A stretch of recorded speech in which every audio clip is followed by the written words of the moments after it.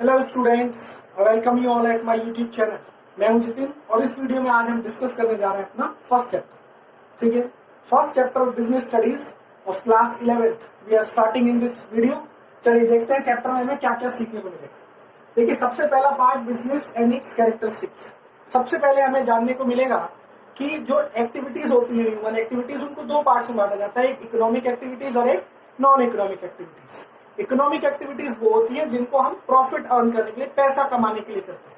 ठीक है, while on the other hand non economic activities are those which are not performed for earning money। Objective money earn करना नहीं होता जिन activities को, उनको हम कहते हैं नॉन इकोनॉमिक एक्टिविटीज। जैसे कि आपकी मदर घर पर आपके लिए खाना बना रही है, तो वो आपसे पैसा कमाना नहीं चाहती, तो वो एक्टिविटीज उनकी नॉन इकोनॉमिक है। लेकिन वहीं एक रेस्टोरेंट में जो एक शेफ है वो खाना बना रहा है, वो एक इकोनॉमिक एक्टिविटी है, क्योंकि उससे वो प्रॉफिट कमाना चाहता है। ठीक है, पैसा कमाने के लिए वो कर रहा है। इसके बाद इकोनॉमिक एक्टिविटीज को हम देखेंगे कि तीन पार्ट्स में डिवाइड किया जाता है, business, profession and employment. Business क्या होता है, प्रोफेशन क्या होता है और एम्प्लॉयमेंट क्या होता है, ये सब हम डिस्कस करेंगे फर्स्ट पार्ट में। ठीक है, और उसके अंदर बिजनेस को हम डिटेल में स्टडी करेंगे, उसके अंदर क्या क्या कैरेक्टरिस्टिक्स होती है, क्या खासियत है, क्या वो चीजें हैं जो प्रोफेशन और एम्प्लॉयमेंट में नहीं आपको देखने को मिलेंगी, सिर्फ देखने को मिलेंगी बिजनेस। ठीक है, इसके बाद सेकंड टॉपिक हम समझेंगे objective role of profit in business.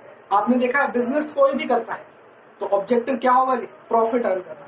ऐसा कोई बिजनेस नहीं हो सकता जिसका ऑब्जेक्टिव प्रॉफिट अर्न करना ना हो, और विदाउट प्रॉफिट लॉन्ग टर्म में बिजनेस सर्वाइव भी नहीं कर सकता। अगर किसी बिजनेस में प्रॉफिट हो ही नहीं रहा, लॉस ही लॉस हो रहे हैं, तो थोड़े ही समय में वो बिजनेस क्या हो जाएगा, बंद हो जाएगा। ठीक है, तो क्या इंपॉर्टेंस है प्रॉफिट की, वो हम डिटेल में स्टडी करेंगे सेकंड टॉपिक के अंदर। थर्ड टॉपिक के अंदर हमें पढ़ना है बिजनेस रिस्क, यानी कि जो बिजनेस आप करेंगे, क्या हर एक इंसान को बिजनेस कर लेना चाहिए, बिजनेस करने से पहले कौन सी चीजें हैं जिनको ध्यान में रखना चाहिए।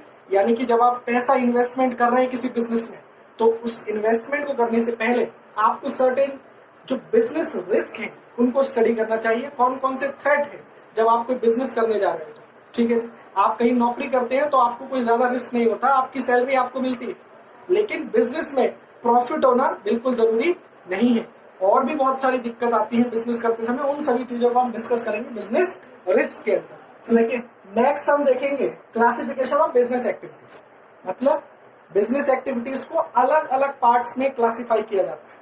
आपने देखा होगा, एक छोटी सी दुकान पर होलसेलर से सामान खरीदकर कस्टमर को बेचने वाला, वो भी बिजनेसमैन होता है। एक बहुत बड़ी कंपनी लगाकर वहां पर गुड्स एंड सर्विसेज को मैन्युफैक्चर करना, वो भी बिजनेस एक्टिविटीज है। ठीक है जी, और एक ऑटो चलाने वाला, वो भी अपना बिजनेस कर रहा है। हाँ जी, वो भी अपना बिजनेस कर रहा है, एक ऑटो ड्राइवर भी बिजनेसमैन है। बट वही चीजें हमें डिस्कस करनी है कि कितने तरह की बिजनेस एक्टिविटीज होती है। ठीक है जी, चलिए इसके बाद लास्ट टॉपिक हम लोग डिस्कस करेंगे history of trade and commerce in India. India के अंदर बिजनेस का, यानी कि ट्रेड और कॉमर्स का क्या हिस्ट्री रही है, क्या उसके अंदर हम सब कुछ पढ़ेंगे स्टार्टिंग से। ठीक है, तो ये कुछ टॉपिक्स है जो हम डिस्कस करेंगे फर्स्ट चैप्टर में। ठीक, चलिए अपना फर्स्ट टॉपिक स्टार्ट करते हैं। देखिए, ह्यूमन एक्टिविटीज, वो सारी एक्टिविटीज जो ह्यूमन करते हैं, उन एक्टिविटीज को दो पार्ट्स में डिवाइड किया गया। पहला इकोनॉमिक एक्टिविटी और दूसरा नॉन इकोनॉमिक। चलिए नेक्स्ट देखते हैं इकोनॉमिक और नॉन इकोनॉमिक एक्टिविटीज का डिफरेंस। तो आप देखिए, आपकी स्क्रीन पर इस समय डिफरेंस आपको दिख रहा है, आप प्लीज अपनी कॉपी में इसको नोट डाउन भी कर लेंगे। देखिए, पहला है economic activities are those by which we can earn our livelihood. अपनी जीविका, डे टू डे जो आपके खर्चे हैं, उनके लिए आप पैसा कमा सकते हैं, economic activities. While on the other hand, non-economic activities are those performed out of love, sympathy, sentiments, patriotism, etc. किसी से लव की फीलिंग, सिंपैथी दया भावना, ठीक है जी, सेंटिमेंट अपने इमोशंस में आकर, या फिर देशभक्ति की ऐसी किसी भावना के तहत आप कोई एक्टिविटी करें, तो वो आपके लिए क्या होगी, नॉन इकोनॉमिक एक्टिविटी। एग्जाम्पल्स में देखते हैं तो worker working in a factory, a manager working in a office, a doctor operating in his clinic, a teacher teaching in a school are doing so to earn livelihoods, and are therefore engaged in economic activity. सभी ये लोग जो मैंने आपको बताया इस example में लिखे हुए हैं, वो सब पैसा कमाने के लिए ही काम कर रहे हैं। तो ये सारी एक्टिविटीज इकोनॉमिक एक्टिविटीज हैं। और देखते हैं, और house wife cooking food for her family, और a boy helping a old man cross the road and are performing non economic activities since they are doing so out of love और sympathy. ठीक है जी, objective profit कमाना नहीं है। Third देखिए, types में economic activities में भी further divided into 3 categories, business, profession and employment. ठीक है जी, रिलीजियस और सो नॉन इकोनॉमिक एक्टिविटीज में हमारे पास रिलीजियस एक्टिविटीज है, सोशल, पेरेंटल और पेट्रियोटिक। ठीक है, रिलीजियस, सोशल, पेरेंटल और पेट्रियोटिक। ठीक है जी, तो ये एक्टिविटीज है नॉन इकोनॉमिक एक्टिविटीज। ठीक है, तो ये था हमारा डिफरेंस। अब देखिए बात करते हैं नेचर एंड कैरेक्टरिस्टिक्स। देखिए डेफिनेशन ही आपको बिजनेस के कैरेक्टरिस्टिक्स भी बताएगी। पहला कैरेक्टरिस्टिक्स होता है इकोनॉमिक एक्टिविटी, यानी कि ये वो एक्टिविटी है जिसको हमने प्रॉफिट मोटिव से किया है। ठीक है, समाज सेवा या फिर सिर्फ लव के थ्रू किसी को एक्टिविटी करना, वो इकोनॉमिक एक्टिविटी नहीं होती है। बिजनेस वहां नहीं होता है। कहा जाता है ना, इमोशंस को अलग रखकर ही बिजनेस होता है। ठीक है जी, तो समाज सेवा या फिर आप किसी को सिर्फ सेंटिमेंट्स में कुछ करें किसी के लिए, वो बिजनेस नहीं। ठीक है, प्रॉफिट अर्न करने के लिए जब किया जाता है तो वो बिजनेस। इसके बाद है प्रोडक्शन।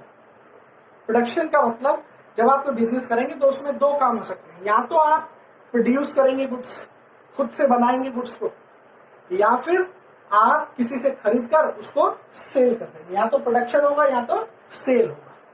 किसका? गुड्स एंड सर्विसेज का। मतलब आप एक कंपनी लगा सकते हैं जहां पर हो सकता है कॉटन से आप टी शर्ट्स बनाते हो, पैंट बनाते हो, तो क्या होगा वहां इंडस्ट्री में आपकी जो कंपनी है वहां फैक्ट्री में आपके पहले कॉटन से थ्रेड बनेगा, थ्रेड से कपड़ा बनेगा, कपड़े से फिर टी शर्ट पैंट्स बनेंगे, तो वो क्या हुआ? प्रोडक्शन। ठीक है जी, ऐसे ही आप देखते हैं किसान भी अपनी खेती कर रहे हैं तो वो सब प्रोडक्शन कर रहे हैं। ठीक है, एग्रीकल्चर प्रोड्यूस अर्न कर रहे हैं। और सेल में आपने देखा कि जब गुड्स को खरीद कर बेचा जाता है, आपके आसपास जितने भी दुकान वाले हैं वो लोग क्या करते हैं? होलसेलर से सामान खरीदते हैं और फिर उसको बेच देते हैं। ठीक है जी, अब यहाँ ध्यान रखना है कि जो सेल होगा वो सिर्फ गुड्स का ही नहीं, सर्विसेज का भी होगा।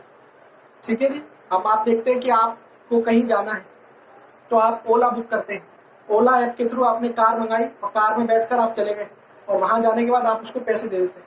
अब पैसे आप दे रहे हैं, उसके बदले में आपको कोई सामान नहीं मिला, उसके बदले में आपने सर्विसेज रिसीव करी, आपने ट्रैवलिंग सर्विस रिसीव करी। ओला कंपनी की जो कार आई उसने आपको एक जगह से दूसरी जगह पर छोड़ दिया, तो ये क्या हुई? सर्विसेज का बिजनेस हुआ। ठीक है जी, तो बिजनेस गुड्स का भी हो सकता है और सर्विसेज का भी हो सकता है। ठीक है, ऐसे ही आप देखते हैं इंटरनेट की सर्विसेज, उसके लिए भी आप पैसा पे करते हो। ठीक है, इंश्योरेंस सर्विसेज, डिटेल में हम स्टडी करेंगे कितनी तरह की सर्विसेज होती है। ठीक है जी, आगे सिलेबस। उसके बाद है जी मोटिव होता है अर्निंग प्रॉफिट्स। प्रॉफिट कमाना मेन मोटिव है बिजनेस का। अगर ऑब्जेक्टिव प्रॉफिट कमाना नहीं है तो फिर वो बिजनेस की कैटेगरी में नहीं आएगा। ठीक है जी, फिर वो नॉन इकोनॉमिक एक्टिविटी हो जाएगा। और इसके बाद satisfying needs in the society. अब बात करते हैं प्रोडक्शन की। हमने कहा कि बिजनेस में प्रोडक्शन होता है, कुछ चीज मैन्युफैक्चर की जाती है। अब मान लीजिए घर में आपने सब्जी लाए, आटा लाए और उससे बहुत डिलीशियस आपने खाना बना लिया, बहुत बेहतरीन आपने शाही पनीर की सब्जी बना ली, रोटी बना ली और उसको खा गए, तो क्या ये बिजनेस हो गया? आपने मैन्युफैक्चर किया, आपने गुड्स को मैन्युफैक्चर किया है।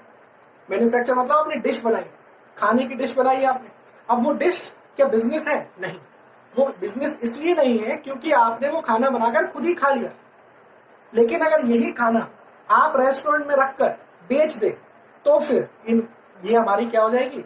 बिजनेस एक्टिविटी हो जाएगी। मतलब आप अपने खुद के लिए कुछ करें तो फिर वो बिजनेस नहीं है। आप किसी और के लिए, सोसाइटी में किसी और की नीड्स को सेटिस्फाई करके, तो फिर वो आपका होता है बिजनेस। ठीक है जी, तो ये तो 1 2 3 4 5 ये 5 कैरेक्टरिस्टिक्स हुई। इसके अलावा भी कुछ कैरेक्टरिस्टिक्स होते हैं बिजनेस के, जिसमें पहला होता है हमारे पास नॉट अनसर्टेनिटी। मतलब प्रॉफिट होना सर्टेन नहीं है, अनसर्टेनिटी हमेशा बनी होती है। अब देखिए आपकी स्क्रीन पे लिखा हुआ अनसर्टेनिटी रिटर्न्स ऑफ रिटर्न्स। मतलब आपने बिजनेस में जो इन्वेस्टमेंट करी है वहां से आपको रिटर्न कितना मिलेगा इसकी कोई गारंटी नहीं है। आपने बहुत बड़ी इंडस्ट्री खड़ी कर ली, बहुत बड़ी कंपनी बना ली, बहुत सारे लेबर रख लिए, बहुत सारे आपने प्रोडक्शन कर लिया, अब वो सामान बिकेगा नहीं बिकेगा, लोगों को पसंद आएगा कि नहीं आएगा, इसकी कोई गारंटी नहीं। ठीक है, तो प्रॉफिट होगा या नहीं होगा, इसको हम सर्टेनिटी यानी कि गारंटी से नहीं कह सकते। इसलिए कहा जाता है कि बिजनेस में आप हमेशा प्रॉफिट की उम्मीद नहीं कर सकते। ठीक है, आपको लॉस भी झेलना पड़ सकता है। ठीक है जी, और इसी को बोलते हैं एलिमेंट ऑफ रिस्क। ठीक है जी, रिस्क का मतलब, risk is the uncertainty associated with an exposure to loss. मतलब कभी भी आपको लॉस हो सकता है। आपका बिजनेस कितना भी अच्छा चल रहा है, अचानक से लॉकडाउन हो गया। लॉकडाउन आप देख रहे हैं हमारे देश में इस समय चल रहा है, 2 महीने के आसपास। अगर आपका बिजनेस बंद रहेगा, लॉस ही लॉस होगा। हो सकता है आपने अपनी बिल्डिंग किराए पर ली हो, उस जगह का किराया तो आपको देना ही पड़ेगा, लेकिन आपका कोई प्रॉफिट होगा नहीं। ठीक है जी, तो ये होता है बिजनेस के अंदर। ठीक है जी, इसके अलावा भी बहुत सारे और भी चीजें हो सकती है बिजनेस के अंदर लॉस। जैसे मान लीजिए कोई नेचुरल डिजास्टर आ जाए, है ना, अर्थक्वेक आ जाए और आपकी दुकान पूरी तहस नहस हो जाए। ठीक है जी, इसके अलावा मान लीजिए आपके एम्प्लॉयज ने कुछ स्ट्राइक कर दी। तो बहुत तरह के रिस्क हैं, डिटेल में चैप्टर में पढ़ेंगे कि बिजनेस रिस्क कितने कितने तरह के होते हैं। ठीक, और एक है हमारे पास डीलिंग ऑन रेगुलर बेसिस। मतलब बिजनेस का एक कैरेक्टरिस्टिक है कि हम जो एक्टिविटीज परफॉर्म कर रहे हैं वो रेगुलर बेसिस पर होना चाहिए। मतलब जैसे मान लीजिए आप अपने घर का एक पुराना फ्रिज है, उसको कबाड़े में बेच रहे हैं, तो आप सेल कर रहे हैं गुड्स का, तो क्या ये बिजनेस होगा? नहीं, क्योंकि आप वो कबाड़ा एक बार में बेच रहे हैं। ऐसा नहीं कि रोज आप फ्रिज बेचना शुरू करेंगे, लेकिन मान लीजिए आप सेकेंड हैंड फ्रिज बेचने का ही काम कर ले, तो फिर वो बिजनेस की कैटेगरी में आ जाएगा। ठीक है जी, और आप सिर्फ गुड्स को एक बार बेच रहे हैं, तो वो बिजनेस का आपका पर्पस नहीं होगा। मान लीजिए आप अपना घर है, आप कोई नया घर खरीद रहे हैं, तो पुराना घर आप बेच रहे हैं, तो आप प्रॉपर्टी डीलिंग के बिजनेस में नहीं हो जाएंगे। ठीक है जी, लेकिन अगर आपका बिजनेस ही हो जाए रोज प्लॉट खरीदना बेचना, तब फिर आपका ये बिजनेस हो जाएगा। अब देखिए बात करते हैं प्रोफेशन। प्रोफेशन देखिए क्या है, एक ऐसी इकोनॉमिक एक्टिविटी है जो कि रिक्वायर है, जिसके अंदर हमें application of special knowledge and skills in the occupation. मतलब प्रोफेशन करने के लिए, प्रोफेशन में इन्वॉल्व होने के लिए आपको एक स्पेशल तरह की नॉलेज और स्किल चाहिए। Example, doctors. कोई भी इंसान डॉक्टर नहीं बन सकता, उसके लिए आपको एक स्पेशल नॉलेज चाहिए। आपको पहले डॉक्टरी की डिग्री लेनी पड़ेगी, सीखना पड़ेगा कि इलाज कैसे किया जाता है। ऐसे ही नहीं कि आपको पट्टी बांधना आ गया आप डॉक्टर बन गए, ठीक है, इंजेक्शन लगाना आप सीख गए तो आप डॉक्टर बन गए, ऐसा नहीं होगा। आपको प्रॉपर डॉक्टरी की नॉलेज लेनी पड़ेगी, वो स्किल सेट आपके अंदर होना चाहिए, वो एक डिग्री आपके पास होनी चाहिए, तभी आप डॉक्टरी का प्रोफेशन में जा सकते हैं। ठीक है, तो इसके साथ आप देख सकते हैं मेडिकल के लिए आपका जो हमारा प्रोफेशन है, उसमें आपके जो प्रोफेशनल्स होते हैं वो डॉक्टर्स कहलाते हैं, और उसका जो प्रोफेशनल बॉडी है वो है मेडिकल काउंसिल ऑफ इंडिया। यहाँ से आपको लाइसेंस मिलेगा, तभी आप डॉक्टरी कर सकते हैं। ठीक है, इसके बाद लीगल प्रोफेशन में देखें तो लॉयर्स होते हैं जो हमारे, और इनका प्रोफेशनल बॉडी होती है बार काउंसिल ऑफ इंडिया। यहाँ से इनको एक रजिस्ट्रेशन यहाँ से इनको मिलता है, तब ये यहाँ पर मेंबरशिप मिलती है बार काउंसिल की, तब ये लॉयर की अपना बिजनेस प्रोफेशन कर सकते हैं। अकाउंटिंग में देखें तो चार्टर्ड अकाउंटेंट्स होते हैं, और institute of chartered accountants of India, यानी कि वो बॉडी ICAI जो कि अकाउंटिंग को पूरा कंट्रोल करती है इंडिया के। ठीक है, तो यहाँ से पहले इनको लाइसेंस लेना पड़ता है, तब ये अपना प्रोफेशन कर सकते हैं। ठीक है, ये डिग्री के बिना, यहाँ से डिग्री लिए बिना आप ये प्रोफेशन ज्वाइन नहीं कर सकते। ठीक है जी, बिजनेस का क्या है, बिजनेस कोई भी इंसान कर सकता है, उसके लिए कोई स्पेशल नॉलेज नहीं चाहिए। अनपढ़ इंसान भी बिजनेस बहुत सक्सेसफुल भी हो सकता है, और आप ज्यादातर बिजनेसमैन की देखेंगे तो वो सारे बहुत लेस एजुकेटेड होंगे, फॉर्मल एजुकेशन उन्होंने बहुत कम ली है, और फिर भी वो बिजनेस में बहुत सक्सेसफुल हुए। क्यों? क्योंकि उन्होंने दूसरों की नीड्स को समझा बहुत बेहतर तरीके से, और उन नीड्स को सेटिस्फाई करने के लिए बिजनेस मॉडल उन्होंने खड़ा कर दिया। ठीक है, ओला उबर आप देखिए, मालिक ने समझा कि लोगों को एक जगह से दूसरे जाने में बहुत प्रॉब्लम आ रही है, सबके पास अपनी गाड़ी है नहीं, तो उन्होंने ओला का बिजनेस शुरू कर दिया। ठीक है जी, बहुत पैसा है उनके पास आज। ठीक है, नेक्स्ट हम देखते हैं एम्प्लॉयमेंट।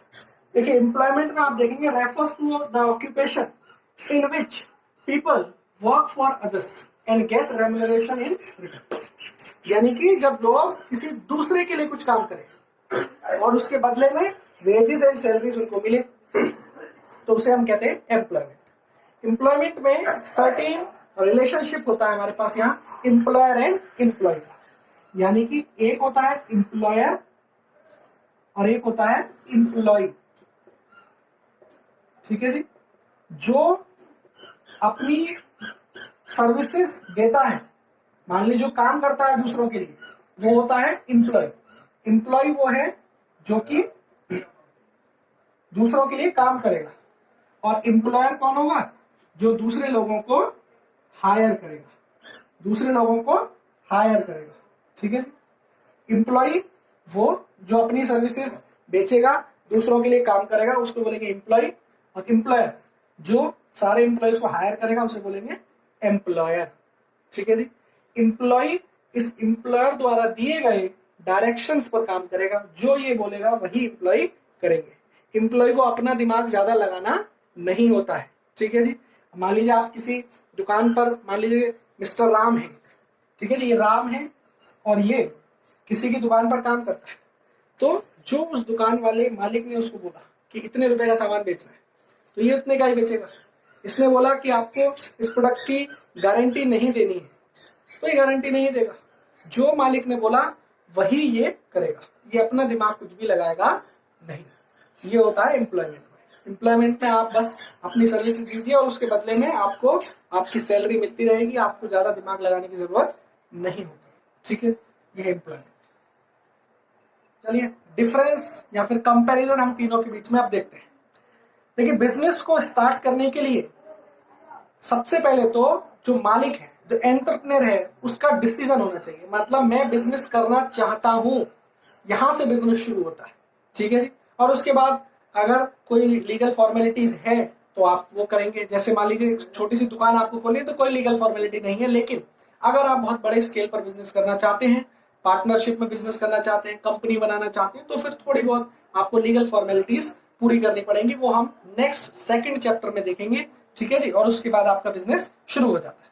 प्रोफेशन के लिए आपको सबसे पहले मेंबरशिप लेनी पड़ती है, प्रोफेशनल जो प्रोफेशनल बॉडी है वहां से। जैसे चार्टर्ड अकाउंटेंट, अगर आप अकाउंटिंग का बिजनेस करना चाहते हैं तो फिर आपको पहले ICAI से, इंस्टीट्यूट ऑफ चार्टर्ड अकाउंटेंट से मेंबरशिप लेनी पड़ेगी। ठीक है जी, एम्प्लॉयमेंट में लेटर एंड सर्विस एग्रीमेंट, आप किसी कंपनी में वाले इंटरव्यू देने जाते हैं और वहां पर वो आपका इंटरव्यू में आपको सेलेक्ट करके एक एम्प्लॉयमेंट का सर्टिफिकेट देते हैं, एक अपनी कंपनी का लेटर देते हैं, जहां पर आपका एम्प्लॉय का रिलेशनशिप का पूरा वो प्रूफ होता है। ठीक है जी, तो वो मिलते ही आपका एम्प्लॉयमेंट शुरू हो जाती है। ठीक, नेचर ऑफ वर्क, नेचर देखें तो बिजनेस के अंदर गुड्स एंड सर्विसेज को हम सेल या प्रोक्योरमेंट करेंगे, या तो गुड्स बनाएंगे या खरीद कर बेचेंगे। वहीं प्रोफेशन की बात करें तो यहाँ पर पर्सनलाइज्ड सर्विसेज रेंडर करी जाती है। जैसे डॉक्टर अपनी डॉक्टर मेडिकल सर्विसेज देगा, चार्टर्ड अकाउंटेंट आपको अकाउंटिंग सर्विसेज देगा। ठीक है जी, लॉयर आपको लॉयर सर्विस देगा। ठीक है, लीगल सर्विसेज देंगे। इसी तरह एम्प्लॉयमेंट में आपको जो रूल्स एंड रेगुलेशंस है, जो आपके सर्विस रूल्स हैं, उनको आप फॉलो करेंगे। जो एम्प्लॉयर ने आपको डायरेक्शन दी है उसी डायरेक्शंस पर आप काम करेंगे। ये होता है नेचर ऑफ वर्क। यानी कि बिजनेस में बिल्कुल क्रिएटिव है, सबसे ज्यादा कुछ नया सोचना है आपको, तभी बिजनेस सक्सेसफुल होगा। प्रोफेशन में ज्यादा नया सोचने की आपको जरूरत नहीं है, जो प्रोफेशनल बॉडीज ने रूल्स एंड रेगुलेशन बनाए वो आपको फॉलो करने पड़ेंगे। और एम्प्लॉयमेंट में तो आपको बिल्कुल कुछ सोचने की जरूरत नहीं है, जो मालिक ने बोला है आपको वही करना है। क्वालिफिकेशन की बात करें तो बिजनेस में कोई क्वालिफिकेशन की जरूरत नहीं है, एक अनपढ़ इंसान भी बिजनेस कर सकता है। वहीं प्रोफेशन में एक प्रॉपर एक्सपर्टीज ट्रेनिंग आपको चाहिए, प्रॉपर डिग्री आपको चाहिए। ठीक है, और एम्प्लॉयमेंट में क्वालिफिकेशन होनी चाहिए और training prescribed by the employer. आपके पास जैसे मान लीजिए किसी बैंकिंग सर्विस में आप जाना चाहते हैं, बैंक में नौकरी करना चाहते हैं, तो वहां आपको मिनिमम वो आपसे ग्रेजुएशन उम्मीद करेंगे। ठीक है जी, और उसके बाद फिर आपको कुछ कंप्यूटर की नॉलेज होनी चाहिए। ठीक है जी, फिर कुछ ट्रेनिंग आपने करी हो, बैंकिंग का कोई कोर्स किया हो, इस तरह से। और या फिर वो आपको एम्प्लॉयमेंट के बाद भी आपको ट्रेनिंग दे सकते हैं अपने काम करवाने के लिए। ठीक है, रिवॉर्ड और रिटर्न, बदले में क्या मिलता है? देखिए, बिजनेस से आपको मिलता है प्रॉफिट, और प्रोफेशन से आपको प्रोफेशनल फीस मिलती है। डॉक्टर से आपसे फीस चार्ज करता है, वो उसका रिटर्न हो गया, ठीक है जी। और एम्प्लॉयमेंट में आपको वेजेस या सैलरीज मिलते हैं, पर मंथ आपको सैलरी मिलती है, वो आपका रिटर्न हो गया, ठीक है जी। बात करें कैपिटल इन्वेस्टमेंट की, तो बिजनेस में सबसे ज्यादा पैसा आपको लगाना पड़ता है, क्योंकि आपको बिजनेस सेटअप करना है, हो सकता है फैक्ट्री लगानी है या फिर एक दुकान भी खोलनी है, तो आपको इन्वेस्टमेंट तो वहां पर चाहिए होता है। प्रोफेशन में लेस और बहुत ही लिमिटेड आपको इन्वेस्टमेंट करनी होती है। एक छोटा सा कैबिन आपका हो सकता है, ठीक है, हो सकता है आप ऑनलाइन ही सर्विस प्रोवाइड करते हो, तो यहाँ पर जैसे डॉक्टर भी है तो एक छोटा क्लिनिक उसको खोलना होगा, तो यहाँ पर इन्वेस्टमेंट बिजनेस के कंपैरिजन में बहुत कम होता है। और एम्प्लॉयमेंट में बिल्कुल भी कैपिटल रिक्वायर्ड नहीं होती, आप खाली आप अपने एम्प्लॉयर के पास जाते हैं और वहां अपनी सर्विसेज परफॉर्म करते हैं और अपनी सैलरी आपको मिलती रहती है, ठीक है जी। रिस्क की बात करें तो सबसे ज्यादा रिस्क बिजनेस के अंदर है, क्योंकि कभी भी कुछ भी हो सकता है, आपको प्रॉफिट मिले ना मिले इसकी कोई गारंटी नहीं, ठीक है।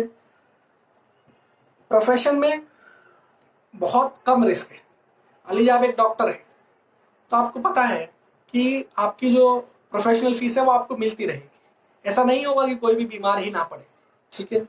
अगर लोग बीमार भी नहीं पड़ेंगे तो भी मेडिकल चेकअप के लिए तो आपके पास आएंगे ही, तो आपकी मेडिकल फीस आपको रेगुलर बेसिस पर मिलती ही रहेगी, ठीक है। और एम्प्लॉयमेंट की बात करें तो यहाँ पर बिल्कुल भी रिस्क नहीं होता है, ठीक है जी। फिक्स आपको रेगुलर सैलरी मिलती है, ठीक है जी। और अगर रिस्क की बात करें तो एकदम बहुत माइनर रिस्क है कि आपने बहुत ज्यादा ही गलतियां कर दी और एम्प्लॉयर आपको निकाल दे, पर ये बहुत रेयर केस में होता है, ठीक है जी। यहाँ पर सबसे लेस रिस्क हम ऑब्जर्व करते हैं। Transfer of interest. Transfer of interest का मतलब है क्या अपनी जगह आप किसी दूसरे को एम्प्लॉय कर सकते हैं। मतलब बिजनेस है, मान लीजिए आपकी एक दुकान है, आज आपकी तबीयत ठीक नहीं है तो आप अपने भाई को बिठा सकते हैं, बिल्कुल ये पॉसिबल है। लेकिन प्रोफेशन में क्या ऐसा हो सकता है?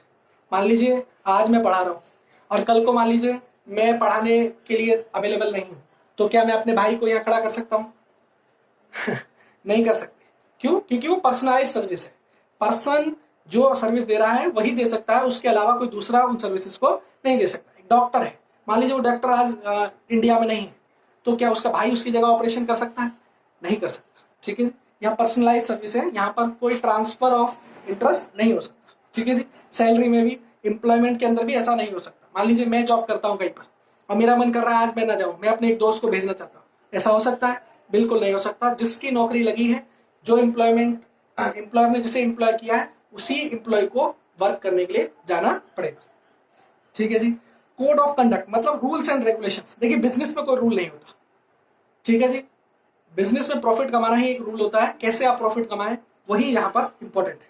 लेकिन प्रोफेशन में आपको पता है कोड ऑफ कंडक्ट होते हैं, अगर आप उनका ब्रीच करते हैं तो जो मेडिकल काउंसिल है, या फिर जैसे डॉक्टर्स के केस में मेडिकल काउंसिल है, या फिर कोई भी प्रोफेशनल बॉडी है, वो आपका लाइसेंस कैंसल भी कर सकती है, ठीक है। जैसे चार्टर्ड अकाउंटेंसी में अगर आप मान लीजिए कोई बड़ा फ्रॉड करते हुए पकड़े गए तो आईसीआई आपका रजिस्ट्रेशन कैंसल कर सकता है, फिर आप अकाउंटिंग की सर्विसेज नहीं दे पाएंगे, ठीक है जी। एम्प्लॉयमेंट में आपका कोई अगर मिसबिहेवियर हो जाए जो कंपनी के नॉर्म्स के अगेंस्ट हो, उस केस में आपको निकाला जा सकता है, ठीक है। एग्जाम्पल्स की बात करें तो बिजनेस में आपका शॉप है, फैक्ट्री है, दुकान खोल के बैठे आपने कोई फैक्ट्री लगाई। प्रोफेशन में legal, medical, professional, chartered accountancy services है। और एम्प्लॉयमेंट में jobs in bank, insurance company, government departments, ये सारी यहाँ पर एम्प्लॉयमेंट्स। आप गवर्नमेंट कंपनी में या फिर कोई सरकारी नौकरी कर रहे हैं, वो सब एम्प्लॉयमेंट के एग्जाम्पल है, ठीक है जी। मोस्ट इंपॉर्टेंट कॉन्सेप्ट है तीनों के बीच में कंपैरिजन। अगर आपने तीनों का कंपैरिजन समझ लिया तो तीनों के बारे में भी आप समझ चुके हैं इसका मतलब, ठीक है जी। इसको आप डिटेल में समझ लीजिए, ठीक है जी। कोई भी डाउट आपको किसी टॉपिक से रिलेटेड है तो प्लीज आप पूछ लीजिएगा, ठीक है जी। आप मेरे पर्सनल नंबर पर कांटेक्ट करके पूछें, ठीक है जी। आप सभी के पास मेरा नंबर है।